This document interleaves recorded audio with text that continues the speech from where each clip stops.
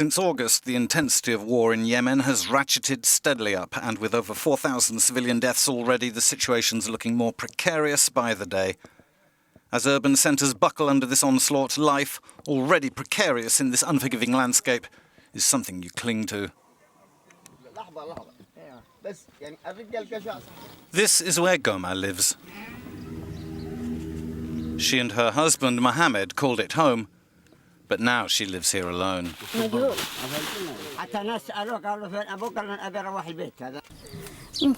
was leaving with his car when they were targeted by a rocket. They were targeted and the taxi was hit. He was burned, trapped in the taxi.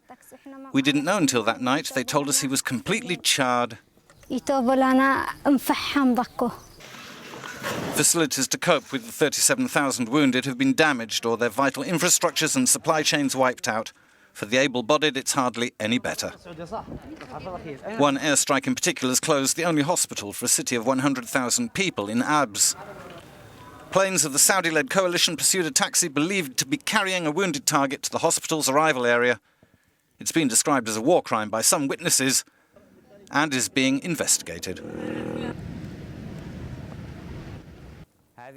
The coordinates of the hospital with the coalition every day and up to date. And despite that, the hospital itself was hit and 19 people were killed here in this place. 24 others were injured. There are people who are still missing. We can't identify the remains because they were ripped to shreds.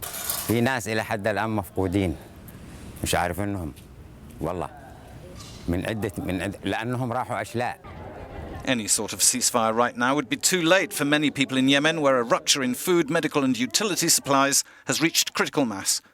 No power for most and no water either, little to eat and increasingly exposed to the elements or the risk of infection and disease. There's every likelihood that civilian fatalities will continue to outstrip those of combatants. The government right now is the only protagonist in the conflict saying no to a pause in the fighting. Even if it did say yes, the country would require urgent intensive care.